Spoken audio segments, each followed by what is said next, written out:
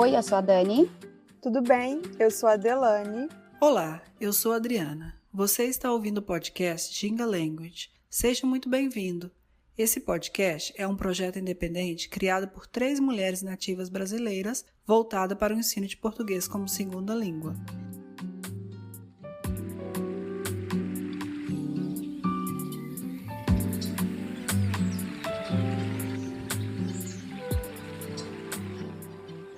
No episódio de hoje, sobre futebol americano.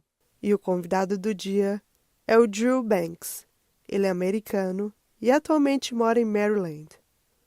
Drew é formado em comunicação, mestrado em administração do esporte e trabalha na American Airlines. Seja muito bem-vindo, Drew Banks.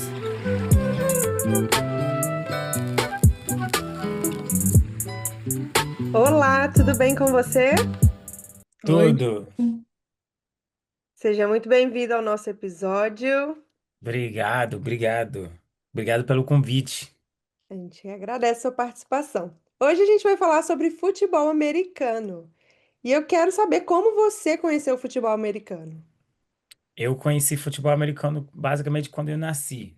Eu nasci aqui nos Estados Unidos e futebol americano aqui é o esporte aqui. Então, eu comecei meu primeiro jogo, eu tinha 5 anos, capacete e tudo. E imagina eu criança lá com a cabeça desse tamanho, quase caindo com a cabeça. Mas eu conheci, meu pai jogava, meu irmão mais velho jogava, eu joguei, meu irmão mais novo, meus sobrinhos, todo mundo joga na minha família. Então, o que te atraiu no esporte é que é um esporte que vem de geração em geração. E meu pai sempre fala, não, não queria, tipo, obrigar meus filhos a jogar, mas a gente não era obrigado, mas não tinha como. A gente iria para os jogos dele, a gente, tipo, ele sempre falava em casa, sempre estava no TV em casa, então a gente era a nossa meta. Ah, eu quero jogar no TV igual eles. Agora, eu queria que você explicasse pra gente as regras básicas, da forma mais simples, assim, para uma pessoa que é leiga, que quer entender o que é um futebol americano. Como você explicaria as regras? Então, eu explico as regras. Tá. É muito parecido com é mais parecido com futebol que a galera acredita. Então, tipo, futebol você tem 2 gols, um do lado tipo, um cada lado do campo. Então, futebol Uhum. americano tem também, só que a gente em vez de ter um gol assim, em pé, é uma área no campo, que é lá no final do campo.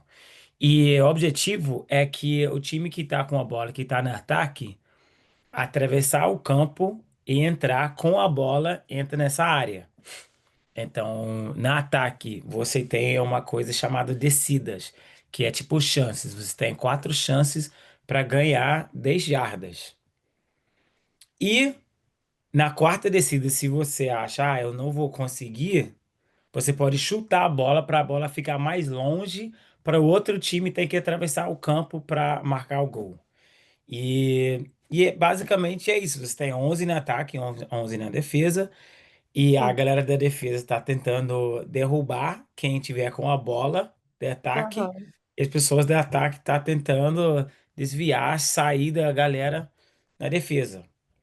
E assim, se você assiste no TV, normalmente você vai ter dois linhas que tá no chão pela produção que tá mostrando onde está começando a bola e onde que tem que chegar para ganhar mais 4 descidas. E cada vez que você passa esses 10 jardas, você ganha mais 4 descidas. Então é uma estratégia, tipo, às vezes a galera não quer marcar o gol na primeira jogada. Ah, a gente quer demorar, a gente quer comer mais tempo. Então eles desenhar jogadas que vai pegar 5 jardas aqui. Agora é segunda para 5. Opa, mais 6 jardas. Agora é primeiro para 10 de novo.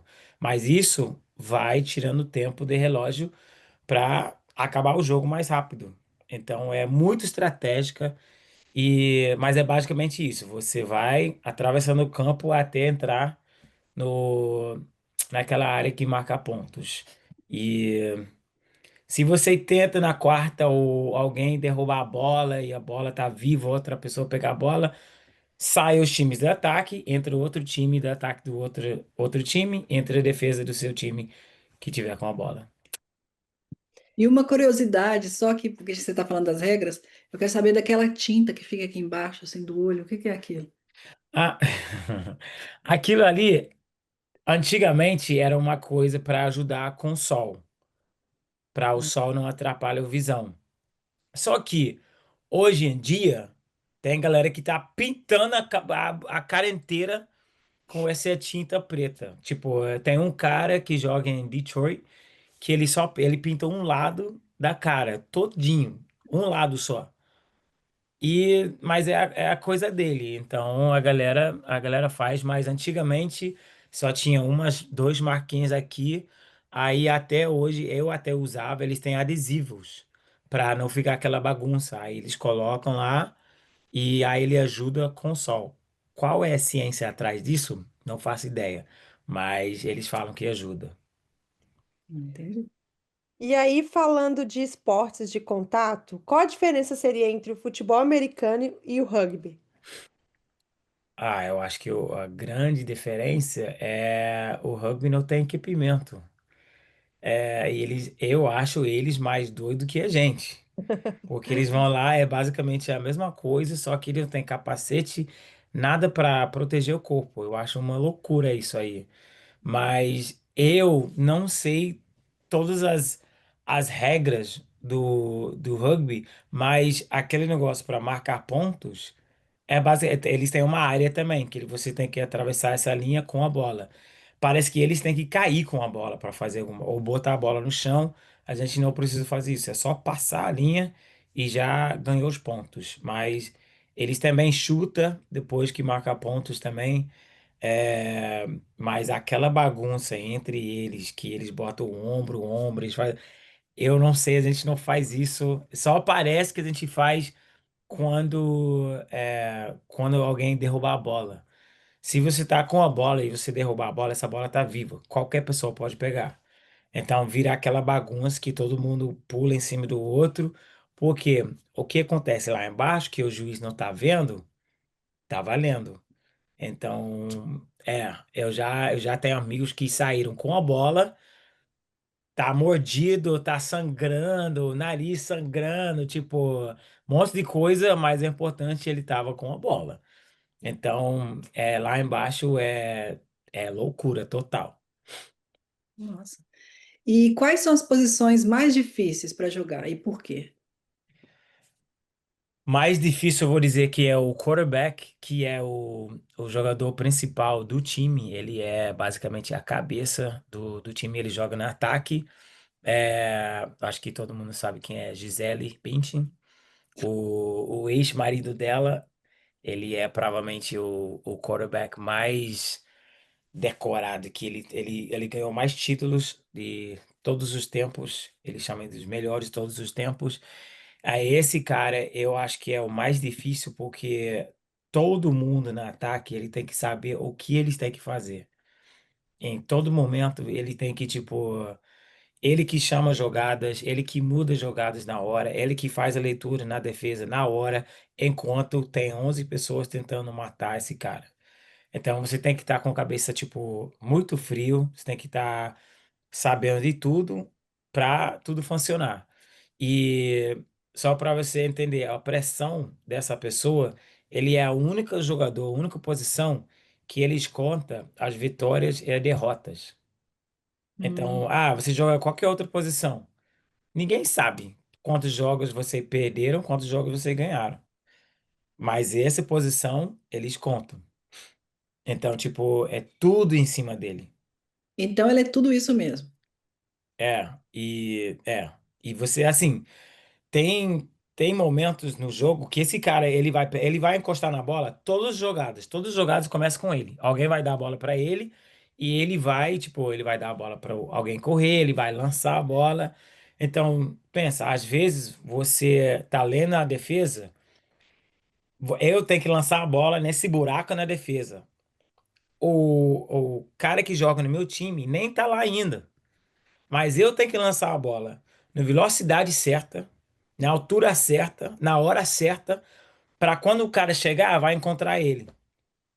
Hum. Então, tipo, às vezes eu tenho que fazer isso e alguém gigante da minha frente tem direito de me derrubar, tipo, chegar correndo, bater a cara, cair em cima de mim. Eu sei que isso vai acontecer, mas eu tenho que esperar o momento certo para lançar a bola, para aí eu tenho que levantar, chamar a próxima jogada, faz as leituras e fazer tudo de novo. E tamanho, quão alta a pessoa é? Eu já percebi que tem jogador que é mais forte, né, mais musculoso, ou até o gordo mesmo, assim, de barriga. Uhum. É, e tem os altos, e tem. Então, é para vários tipos, dependendo do tipo físico, ele vai para uma posição. Então, tem algumas pessoas que são a seção, eu acho que eu falei certo, né? Eles são diferentes. Eles são, o ET. Mas, normalmente, por exemplo, essa posição, o quarterback, ele normalmente tem que ser mais alto. Porque as pessoas que protegem a ele são gigantes. Literalmente. São maior pessoas que eu já vi na minha vida. Então, ele tem que lançar a bola em cima deles. Porque eles estão na frente dele. Ele tem que ver, ele tem que. Então, ele normalmente é bem alto. As pessoas que protegem ele também é bem alto. A galera que está na linha, na defesa, para enfrentar esses caras, também são altos e bem grandes. Normalmente, na defesa, eles podem ser mais baixo e eles são, tipo, mais ágil, mais rápido, assim. Mas também, tipo, eu tenho, em metros, eu tenho 1,75 só. Eu jogava dessa posição do quarterback, que não é normal. Eu não jogava a bola em cima, eu jogava a bola entre eles, porque não tem como a bola sair em cima. Então, aí agora tá tendo as pessoas que recebem a bola, que também é a galera que marca as pessoas que correm muito rápido, eles normalmente são menores, porque eles são mais ágeis, mais rápido, assim. E aí tem a galera o cara que corre com a bola normalmente, o cara que é para derrubar ele, eles são os malucos. Literalmente, eles são malucos, eles são gigantes, é, é, é, dá medo. A galera que joga essas duas posições dá um pouco de medo, porque ele não tem como ter tudo dentro da cabeça jogando nessas posições. Não tem como. E qual a importância dos técnicos no jogo? Nossa, é muito, muito importante, porque durante a semana, os jogadores eles vão tendo reuniões. E os técnicos eles vão assistir todas as jogadas que passaram no último jogo. Aí eles vão pegar como que é? Eles vão pegar tendências. Se eu tô no ataque, eles vão pegar tendências da defesa. Tipo, eu lembro que quando eu tava jogando, eles assistiam uma jogada, tipo, umas 30 vezes, mas eles nem assistiram a jogada. Eles assistiram que quando o cara que tava na defesa tava alinhado assim, e ele iria fazer tal coisa. Quando as mãos dele estavam fechado, ele iria fazer outra coisa. Então, tipo, para você pegar um detalhe tão pequeno, você tem que assistir muito. E você tem que trazer essa informação para os jogadores ficarem ligados, para dar uma vantagem para eles. Porque, na final das contas, aqui, até no high school, é como, se você é técnico, é como você está colocando comida na mesa. E normalmente os jogadores são crianças, tipo, querendo ou não. No high school, a gente literalmente é criança. No faculdade, você tem 17 até, sei lá, 21, 22 anos, e você nunca tinha que fazer nada na vida, é só jogar? É palhaçada o dia inteiro. Então, tipo, para conseguir fazer essas pessoas focar e fazer o que você tá implorando para eles fazer, é difícil. Então, você tenta dar todas as vantagens possíveis para ele ter sucesso em campo, para você não ser demitido. E como funcionam os playbooks? E como os jogadores decoram todas as jogadas? Então, é, eu não sei. Porque pensando em todos os playbooks que eu já tinha que decorar e tudo, eu não sei. E até hoje eu posso até falar, tipo, de frente para o final do playbook, tudo. E, e eu mesmo já criei meu próprio playbook quando eu estava jogando no Brasil para a galera decorar. E então, eles tentam fazer o jeito mais simples possível para o jogador não ter que pensar tanto. Mas o mais alto o nível é mais complicado, porque tem jogadas que, eu posso chamar uma jogada, é uma jogada de passe, eu vou jogar a bola para alguém. Então você tem que fazer rotas, mas tem que fazer a combinação para o quarterback poder fazer a leitura da defesa. Ah, esse cara foi para essa área do campo, então ele está deixando essa área do campo aberto. Então esse jogador vai estar aberto, eu posso lançar a bola. Só que, se ele não faz o que você acha que ele iria fazer, a jogada basicamente está morto. Então, hoje em dia, o que eles fazem assim, ó, galera, tem essas rotas aqui. Só que, se o cara que tá te marcando faz isso, sua rota mudou. Uhum. Então, a cara que vai fazer a rota tem que estar ligado. E pode mudar, tipo, tinha uma rota, dependendo do que ele faz, eu tenho mais três rotas na hora. Então, tipo, ele tem que fazer o certo na hora certa. O cara que tá lendo as jogadas, que vai lançar a bola para ele, tem que ler também e faz a leitura certa e lança a bola certa. Então, aí tem a galera protegendo. Então, é um esporte do time e o playbook é basicamente a mapa de como a gente vai fazer tudo aquilo. E falando agora assim. Isso é um milagre. Toda jogada é um milagre. Real. E falar em milagre, em falar em jogadas difíceis, ou qual foi a jogada mais simbólica, assim, a jogada talvez a mais bonita? A gente fala no futebol, nossa, que foi a mais bonita e tal. Tem gente que lembra aquele jogo de 1994, onde fulano chutou a bola e foi não sei o quê. Você sabe de uma jogada assim que foi histórica? Eu vou dizer, tenho dois. É duas ou dois? Duas. Duas jogadas, assim. Duas jogadas. Eu tava no high school aqui, a gente tava no final, a gente iria ser campeão, a escola nunca foi campeão na história. E a gente tava jogando no estádio do NFL aqui, do Ravens, aqui do Baltimore. Então tem muita gente no time que, nossa, era o nosso sonho jogar nesse estádio. E a gente estava perdendo, a gente estava muito longe do outro lado do campo para marcar os pontos para tentar empatar para ganhar. E foi uma jogada que o playbook era para fazer alguma coisa, o técnico falou para a gente fazer alguma coisa, só que na hora era um dos meus melhores amigos até hoje, ele estava correndo fazendo a rota. Aí quando a gente saiu, a gente junta, eu falo a jogada, todo mundo sai, entra em sua posição, aí sai a corrida, sai a jogada. Aí eu falei pra ele, meu irmão, faz isso não, faz outra coisa. Aí ele falou, meu irmão, não, eles não tem como, tem, eu vou dar um jeito aqui, faz outra coisa. E aí era pra ele fazer mais, tipo, fazer o que o cara falou pra ele fazer, só que a gente iria meio que elaborar um pouco e fazer mais outra coisa. Então a gente iria chamar a defesa para onde que ele estava indo, aí ele iria sair, vai lá no fundo. Aí eu tava lá pronto, só que quando ele saiu, eu não estava protegido. Eu tinha que fazer um milagre na minha parte para poder lançar a bola para ele. Aí eu fiz minha parte e ele acreditou, graças a Deus. E a bola foi não sei quantos jardas, mas eu lancei essa bola com meu coração.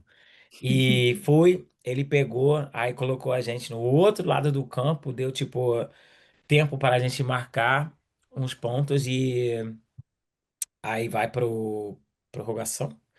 Aí a gente ganhou na prorrogação. E a gente ganhou o jogo. Até hoje a gente é o único time que ganhou o final aqui, o campeonato e tal. E a outra foi no Brasil. A gente estava em Timbó, Santa Catarina. E esse time tava muito forte mesmo. E aí a gente tinha um jogador que ele veio do time deles. Só que ele quebrou a perna no começo do ano. Aí isso ele tava tentando, tipo, recuperar para voltar para jogar contra o time dele. Só que ele não tava muito bem. Ele não tinha como ele participar e fazer um impacto, tipo, suficiente pra gente ganhar o jogo com ele. Só que eu vi, ele até morava na minha casa. Eles botaram eles tinham uma sobrado para mim e tinha 3 quartos. Então eles botaram um cara da África e esse cara do Timbó comigo. E eu vi o esforço dele, eu vi ele tentando voltar. Aí eu falei, pô, ele quer fazer alguma coisa, então eu vou. Ele jogava no ataque também. Eu vou fazer uma jogada pra dar esse moral pra ele. E a primeira jogada do jogo, quando a gente estava no ataque, eu falei, ó, ele só vai chamar atenção. Ele não vai pegar a bola, mas ele vai estar em campo.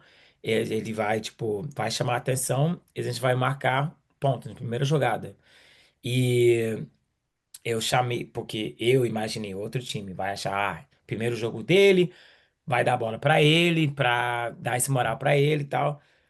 Só que aí eu fiz a jogada, ele veio correndo, aí eu fiz o fake para o outro cara, aí todo mundo veio. Ah, esse foi o fake. Então a bola vai ter que ir para ele. Mas era outro fake e a linha tinha que proteger porque era muito tempo e eu só porque eu tava de costas, todo mundo tava atrás de mim porque eu tava fazendo toda a mágica com a bola e tal. E o tempo inteiro tinha um cara correndo lá no fundo.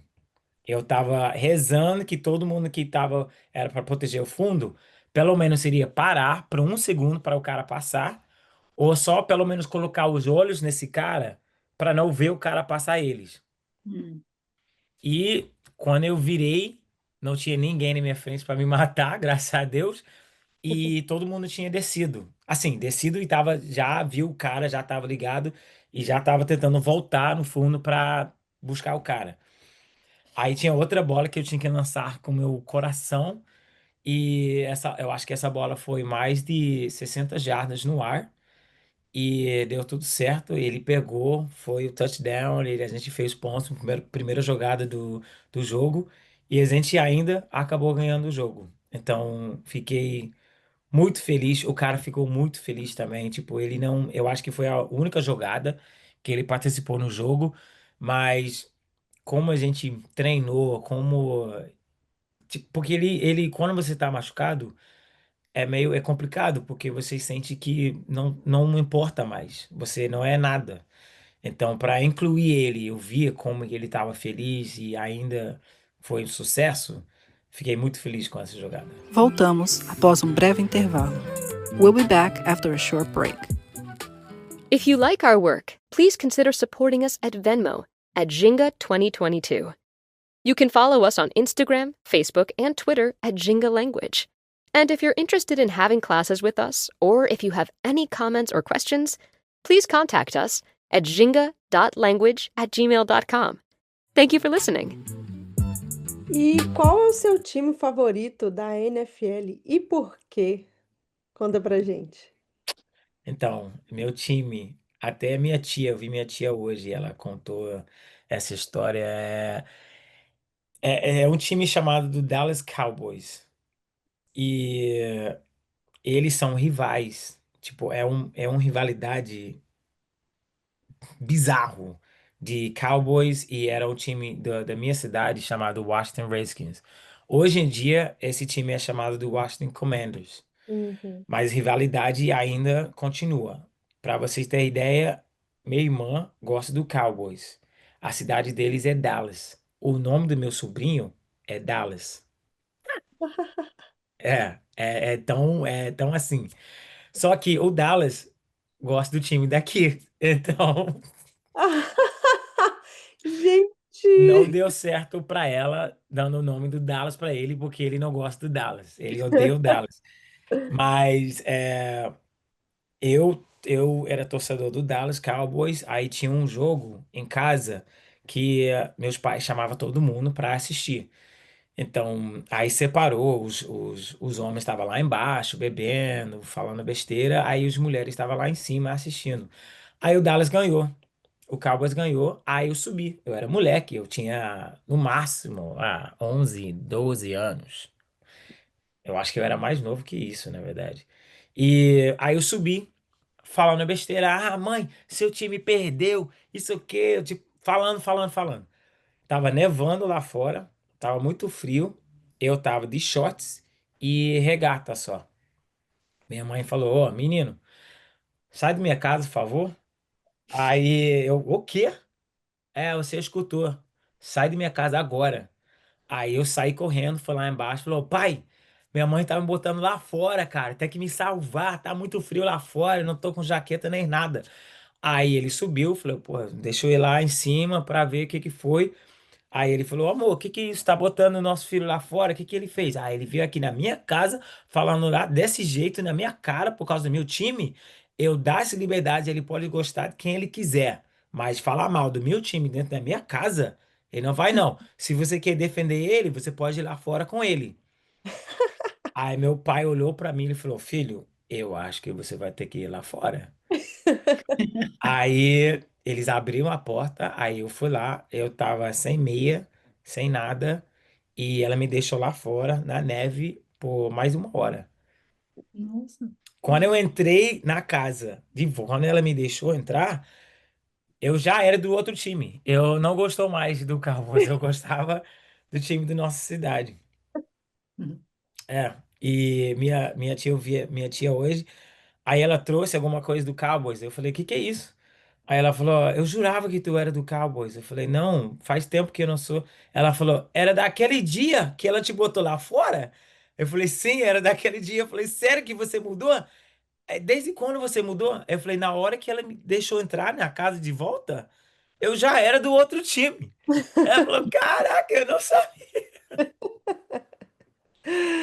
Ai, ai. E quem você considera o maior jogador de todos os tempos? Nossa, eu gosto de. Tem um cara chamado Michael Vick, que ele jogava do meu posição, ele na época tinha aquela coisa com a raça, que a pessoas pretas não tinha capacidade de jogar nessa posição porque tem que ser inteligente. E ele foi uma das caras que ele não só lançava a bola, ele corria com a bola. E ele mudou o jogo para mim. E, na verdade, eu acho que ele mudou o jogo para o NFL mesmo, mas para mim ele foi a primeira que eu vi que jogava como eu queria jogar.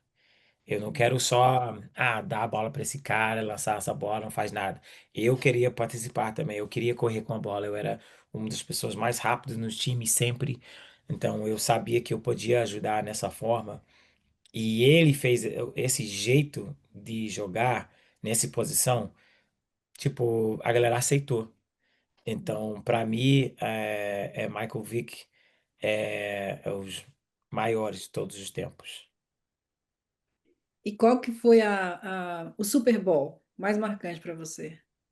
Então, para mim, foi porque eu sou fã do jogo. Eu gosto de estratégia, eu gosto, tipo, dessa forma. E eu também joguei nessa posição. Eu não sou muito fã do Tom Brady, que é o ex-marido do Gisele. Mas foi o Super Bowl, eu não lembro mas ele estava jogando ainda. Eu quero dizer 2019, mas eu não tenho certeza. Mas ele estava perdendo, 35 eu acho que 7, se eu não me engano. E ele estava apanhando muito, tipo, eu tava assim, coitado do cara, porque ele estava apanhando muito. E depois do primeiro tempo, como o quarterback, alguém que jogou essa posição no alto nível, eu tava assim, se ele desiste, porque normalmente quando você apanha desse jeito, você fica com um certo medo, porque quando você lança a bola, você fica meio do lado. Então tem gente que tá vendo suas costas todas jogadas. E você tem que confiar que tem alguém que tá aí me protegendo. Mas ele apanhou muito pelas costas. E eu tava assim, se esse cara consegue voltar e fica lá parado, confiando, lançando a bola direitinho, mesmo se eles perder, eu vou respeitar esse cara, porque você tem que ser muito da- daqueles para poder fazer isso mentalmente. E ele voltou e ele continuou apanhando, mas ele continuou parado, lançando a bola, tipo, administrando tudo certinho. Eles voltaram e ganharam esse jogo. Então, tipo, pra mim, assistir esse jogo, eu não tava assistindo como fã de ninguém, porque nenhum dos meus times estava no jogo. Mas como alguém que jogou e, tipo, pelo respeito que eu tinha pela oposição, eu tava assim, esse jogo não foi. O jogo desse cara, eu acho que foi o melhor. E ele ganhou, eu acho que ele ganhou 6 ou 7. Mas essa aí, eu acho que pra mim foi o melhor. Nós sabemos que você foi ao Brasil para jogar futebol americano e já tivemos dois jogos no Brasil da NFL. E eu queria saber como que está o crescimento do futebol americano no Brasil. No Brasil, eu tô gostando muito de crescimento do futebol americano no Brasil e tá ajudando muito esses últimos 2 jogos do NFL. Porque antigamente a galera só assistia no TV e nem sempre passava no TV. Uhum. E agora que começou a passar no TV, a galera tá jogando, se eu não, quando eu tava lá, sempre tinha 2 ligas, mas uma liga era o maior e outra era um pouco mais baixo. Agora eles dividiram, agora tá em 2 ligas, tipo, principais. E nessas ligas tem umas 32 times em cada Uhum. um. Então tem muitos times de futebol americano. E a galera que eu percebi é que o povo que vai nos jogos, quando eles não entendem as regras, como funciona o jogo, eles ficam meio perdidos. Uhum. Mas a galera que vai e aprende, e eles sabem que a estratégia, o que está acontecendo, eles se apaixonam pelo jogo. Então tá crescendo muito, porque nesses jogos no Brasil, tá crescendo o talento no Brasil, porque a galera tá começando mais novo agora. Uhum. Então, não é, eu tenho 20 anos e agora eu quero jogar. Pô, não, você não vai ser muito bom. Tem caras do meu time que tinha 50 anos jogando futebol americano. Então, assim, Uhum. pô, por favor, né? Para você não se machucar. Tipo, já era. Eu E queria perguntar sobre a idade também. então, Acaba muito cedo, assim? pode. Tipo, eu tenho 36 anos hoje. E se eu tivesse, eu tenho amigos que são mais novos que eu, que chegaram a jogar no NFL, que já aposentaram. Tipo, jogou muito. Meu Deus, o cara jogou pra caramba. Tá na hora dele parar faz 2 anos atrás, com 35 anos. Entendeu? Não é um esporte que, tipo, dependendo da posição, tem um cara que só chuta a bola. Aí esse moleque pode jogar até, entendeu? Pode ir. Mas a galera que tem contato, que vai apoiar, tipo, vai apanhar, nossa, 30 anos. Já tá, ó, ele já tá no final da carreira dele. É. Mas com no Brasil eles trazem americanos, eles trazem gringos e tal. Então, tipo, por exemplo, quando eu tava em Recife, eles me botaram, não queria, mas eles botaram a minha cara no ônibus, naqueles outdoor, tipo, eles colocaram, e a coisa era, você quer ver um jogador lançar a bola, tipo, 50 jardas igual o Peyton Manning, que era e Peyton Manning e Tom Brady, que eram os quarterbacks famosos no NFL nessa época. Então vem no jogo, porque temos um agora. Aí todo mundo queria ver alguém lança a bola, o bola vai bem redondinho assim, muito longe e alguém pegar a bola. Eles nunca viram isso ao vivo. Então, nossa, eu lembro, o primeiro jogo, eu morava 2 quadros do estádio. Eu não podia sair do jogo. Eles tinham que chamar a polícia para ir lá no estádio para alguém me levar para minha casa, porque tinha tanta gente. E assim, eu sendo uma pessoa muito discreto na minha, tipo, só quero paz, não quero atrapalhar nada, incomodou. Mas pelo esporte, isso era muito maneiro, muito maneiro. E virou uma febre, uma coisa bizarro lá em Recife. Aqueles 2 anos que eu joguei lá, os jogos sempre estavam lotados, sempre estava muito animado. Tipo, a galera. Nossa, eu lembro que naquela época, né? Eu ia sair pro night, né? À noite. E nos domingos tinha um lugar que era o lugar, o espaço para os jogadores do futebol, do esporte lá de Recife. Só que a gente estava jogando tão bom e era tanta atenção na gente, a futebol americano. Eu lembro que um dia eu entrei lá com meus amigos, e eles falaram: Ó, vocês querem uma mesa por aqui? Falei: Não, essa aí eu tô ligado que é a mesa dos jogadores e tal. Não, mas a gente vai emprestar para vocês hoje. E eles deram 2 mesas pra gente. Os jogadores do esporte chegaram, eles botaram eles em a mesas deles, mas tinha menos dois, porque eles deram pra nós. E tinha eu e outro americano. Então a gente estava lá vestido diferente, dançando diferente. Então chamava muita atenção e os jogadores não gostaram. Os jogadores de futebol, eles não gostaram. Tipo, invadiram nossa área, cara.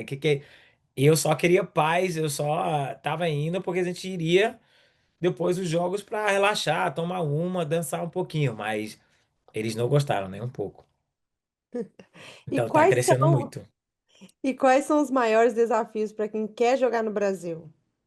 É o equipamento, sempre. O equipamento é meio caro, porque eles não produzem, e sempre tem que vir de fora. Então, a taxa, tipo, para pegar o capacete até usado é meio caro. Chuteira, a galera usa chuteira do futebol. Isso é Uhum, muito comum. Mas o chuteira do futebol americano vem de fora. Então, para conseguir essas coisas, é, é meio complicado. E como os times agora eles não têm como se sustentar só com a galera entrando nos jogos, eles precisam de patrocínio. Então, enquanto isso, os jogadores que não são de fora, que veio do time, porque eles não recebem, eles estão pagando mensalidade. Então, é meio complicado. Imagina, você tem que pagar mensalidade, tem que pagar pelo seu equipamento. Eu peguei um capacete, mas tem que pintar. O time não pode. Tem algumas que até tem como. Eles estão fazendo parceria com, sei lá, uma fábrica que pinta as coisas e tal. Aí beleza, aí eles fazem. Mas a maioria. Pintura do capacete vai ser R$ 50, pessoal, para todo mundo. Ou viagem, Recife para Fortaleza, vai custar tanto, ou um ônibus, entendeu? Ou você pode pegar avião. Então é meio caro para jogar, especialmente uma coisa que você corre muito risco de se lesionar. E para a galera que tem trabalho, emprego normal, pô, e você rompeu o ligamento do seu joelho, você não consegue trabalhar mais. E aí? Então eu acho que esse parte aí, se eles têm essa estrutura que eles podem pagar os jogadores pelo menos alguma coisa, ter alguma coisa, plano de saúde para essas coisinhas aí eu acho que ajuda muito. Mas hoje em dia isso dificuldade. uhum. E existe algum time brasileiro que você acompanha ou que recomenda? Então eu não posso dizer que eu joguei em quatro.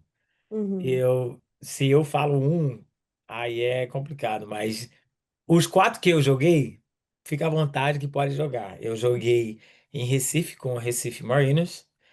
Eu joguei em Curitiba com Curitiba Crocodiles. E joguei em Joinville com o Joinville Gladiators, mas eu não sei se esse time ainda existe. Uhum. Não sei. Ah, eu joguei em Natal com o Natal Bulls. E eu sei que eles ainda existem, mas o Mariners e o Crocodile são os dois maiores que já ganharam. O Mariners, eles ganharam o título ano passado, inclusive. E esses dois times aí, sucesso. E tem alguma curiosidade no mundo do futebol americano que pouca gente sabe sobre esse esporte? Você Hum. poderia contar pra gente? Uma pergunta, faz a pergunta de novo. Curiosidade? Qual a maior curiosidade que pouca gente sabe sobre o esporte? Hum, sobre esporte. É, tá. Eu vou dizer, tem muita gente que acha que os jogadores não são, tipo, muito inteligentes. Especialmente aqui, porque tem essa coisa de jogador em geral. Mas para jogar esse esporte é muito inteligente envolvido. Até os caras que o grandão que só vai atrás da bola e derrubar, dependendo como as pessoas estão alinhado, dependendo de tua tarefa naquela jogada, você tem que ler coisas, tem que comunicar as coisas, tem que fazer coisas na hora. O jogador, se você senta e fala com o jogador fora do campo, tipo, quando ele não tá tudo naquele pique, tipo, para matar alguém, eu acho que você vai ver que os jogadores são muito inteligentes. E como que é a rotina de treinos e preparação física do jogador, assim? Depende da posição. Depende da posição e o país. Porque aqui, por exemplo, quando você tá. Aqui você treina todo dia. Não tem dia off. É, na faculdade, a gente tinha.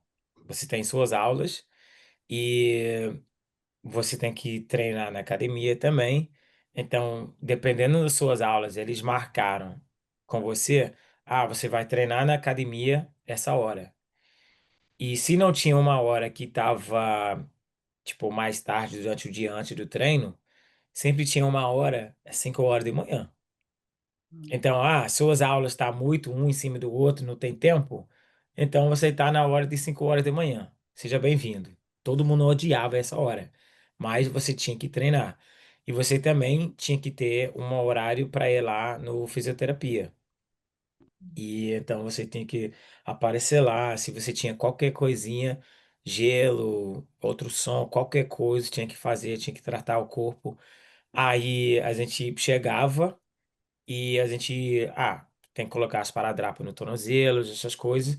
Aí a gente foi para as reuniões. A gente foi para reunião, ficava, sei lá, uma hora na reunião, dependendo do dia. Aí depois das reuniões, tu foi para o campo. Aí tu foi pro campo, aí tu fez, tipo, tudo devagarzinho no início. Aí começou, isso era tipo pré-treino. Eu achei um absurdo, mas não contava porque tem leis, né? Você não pode treinar tanto tempo. Só que esse pré-treino não contava como treino, mas a gente estava em campo, estava no sol, mas a gente estava fazendo tudo devagarzinho, então eles não contavam. Aí eles apitaram, a gente foi para alongar, aí começou o treino. Então era mais um treino para aproveitar o tempo. Aí a gente fez isso, a gente jogava no sábado. Então, tipo, jogava no sábado, domingo a gente tinha, todo mundo tinha que ir para, a gente chama de treatment, que era fisioterapia. Aí segunda começa os treinos assim. Segunda era mais leve, dependendo como que foi o jogo. Terça-feira era punk, terça-feira era contato, tipo, muito o treino era 1 hora e meia e era corrido. Aí quarta-feira era parecido com terça, mas menos contato. Aí quinta já era só capacete, não tinha mais contato. Sexta-feira a gente normalmente chegava só shorts, camiseta. sem, sem capacete. A gente chegava, fez tipo o que tava no playbook aquela semana. A gente andava aquelas jogadas para ter certeza, voltava para o vestiário, tomava um banho e a gente viajava. Mesmo quando a gente jogou em casa, porque era o nível do faculdade, tinha muito ferro lá no faculdade, né, no campus, né? Então Uhum. eles tiraram a gente de lá. A gente pegava o ônibus, a gente foi para um hotel, meio uns 20 minutos do faculdade, e eles, tipo, separavam, isolavam a gente. E a gente ficava lá e chegava, a gente comia, a gente foi pra. Na minha faculdade, ele levava a gente pra cinema toda semana pra assistir uma coisa. E a gente voltava. E aí no dia do jogo a gente assistia, tipo, jogadas, coisas pra deixar bem fresco na tua cabeça. E a gente foi pro estádio pra jogar. Aí tava assim, 11 semanas, um atrás do outro. E era assim. Então, tipo, Rotina intensa. oi? Uma rotina bem intensa, né? Muito tenso. Aí você tinha que estudar ainda. Então era bem complicado. E eu falo, hoje em dia que eu olho para trás, eu fico, eu não, é saudável, saudável. Porque hoje em dia os atletas na faculdade até tá ganhando dinheiro. Eles ganham, tipo, tem alguns que ganham milhões. Então é, é, é bom. Só que você pensa em tudo que um jogador tem que fazer, ainda tem que estudar. E ainda tem essa pressão. Tipo, para ir para aula. Depois, tem alguns jogos aqui, tem um cara que chutava a bola tipo, errou o chute para ganhar o jogo, eles perderam. Ele tinha que ir para aula com polícia. Hum, Nossa. Porque é igual, não é igual ao futebol no Brasil, mas é parecido. Eles uhum, levam muito a sério. Então, para mim porque infelizmente eu sempre era esse jogador principal do time. Então, todo mundo sabia. Mas para mim, pô, tu pega um cara que tem 18 anos, nem sabe quem ele é. Toda semana você entra em um estádio que nem um Gladiator lá na Roma, Itália, naquela época, tem 100 mil pessoas lá gritando, te xingando. Aí você tem que performar. E não é só dependendo de você. Eu fiz tudo meu trabalho certo, só que o cara não pegou a bola, dropou. Quem perdeu sou eu. E um cara com 18 anos. Eu vou no Walmart. Eu lembro, eu fui no Walmart com minha mãe. E, nossa, o time perdeu. Eu joguei bem. Mas o cara tava me xingando na frente da minha mãe. Nossa. Então, tipo, com essa idade é meio. É tenso. Pensando agora, eu não sei como que a gente conseguiu. Eu saí com mestrado. Eu não sei como que eu passei tudo, como que eu fiz todos os estudos e nada, mas você meio que entra num mindset, né? Que é isso, minha vida é essa. Não tem onde escapar, não tem como mudar, é isso. E você meio que só vai, né? uhum. Nossa. E lembrando que a gente está em 2025, quem ganha o próximo Super Bowl? Tá difícil agora, mas eu vou dizer, se todo mundo fica saudável, porque tem isso. Eu vou dizer que o Eagles vai ganhar de novo. Hum, E talvez seria um rematch. Vai ser o mesmo dois times no Super Bowl. E eu acho que o Eagles vai levar de novo. Nossa, Se fica vamos. saudável. Tudo dá certo. Se. Porque, nossa, tem um moleque agora, que o primeiro ano dele, ele é o running back, o cara que corre, ele é doidão. Como eu falei, o cara que joga essa posição é doido.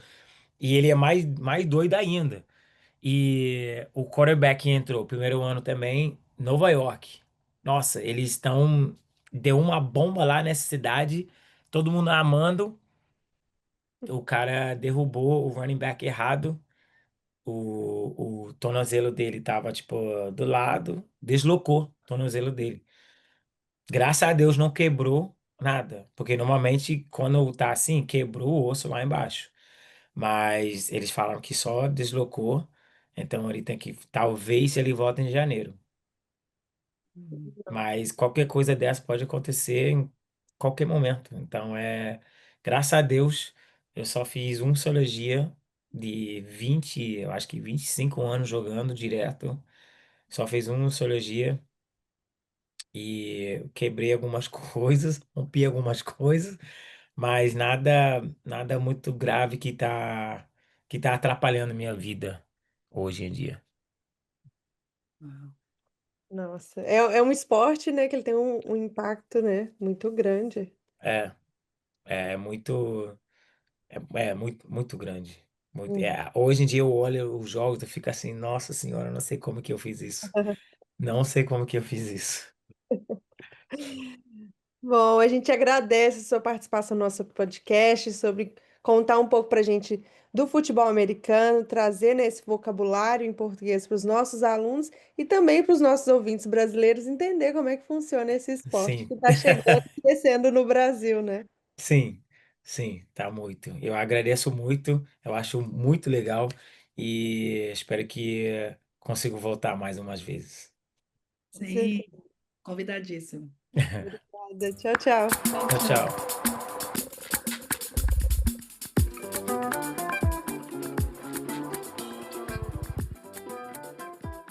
E estamos chegando ao fim deste episódio. Os links mencionados nessa entrevista estão na descrição. Agradecemos a todos os ouvintes pela companhia e pelo apoio. Se você gostou desse episódio, siga o podcast e indique aos amigos. Siga a gente também nas nossas redes sociais, @gingalanguage, porque tem muitas dicas legais por lá. Até mais, gente! Tchau!